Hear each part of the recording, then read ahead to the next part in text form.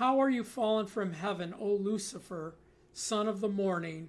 How are you cut down to the ground, you who weaken the nations?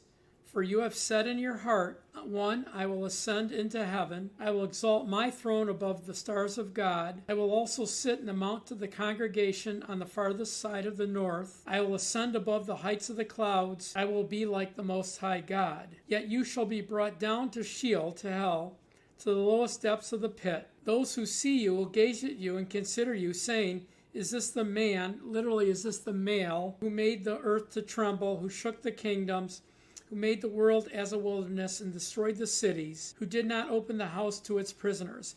And so this is talking about Satan's fall. He had 5 I wills here, which caused him to fall from heaven. He and a third of the angels were cast out of heaven because of this thinking in his heart.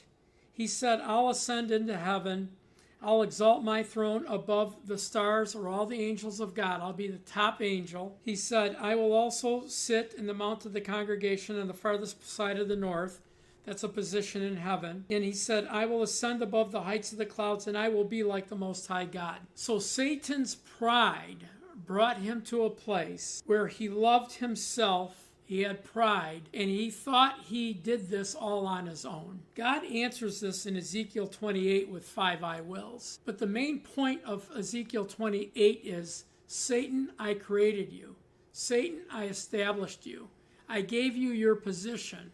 I gave you the blessings in your life. You had what you had because of me. That was God's comeback to him. But his thinking is the thinking that the earth has today. We can live without regard to God.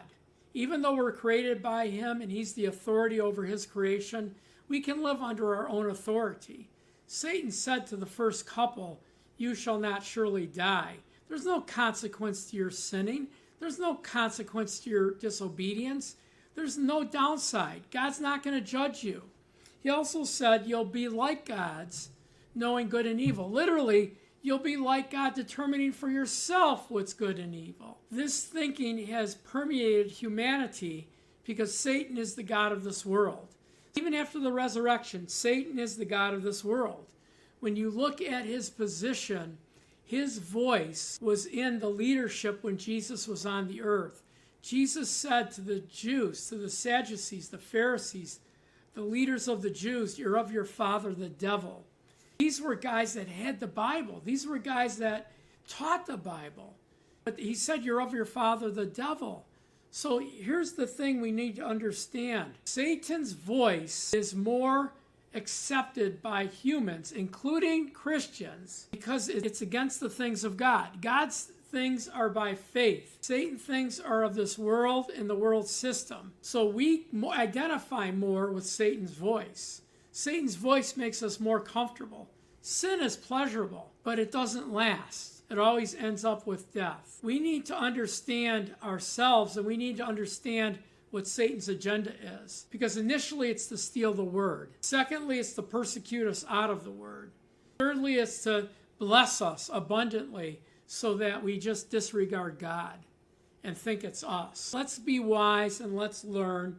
But the love of money is the root of all evil. This is the root. This is the first sin in all of God's creation. Anyway, God bless you. Thanks for watching. Please share, follow, and like this. Make a comment. Tell us where you're from. Tell us you like the teaching. Tell us you didn't like the teaching. And then please pray about becoming a partner. Partner with us, with me. We build curriculums. We publish textbooks. We give it all away for free. We spend thousands of dollars to produce things that we don't merchandise. I don't believe that anybody should pay for the Word of God. I believe it's given away free. So join us.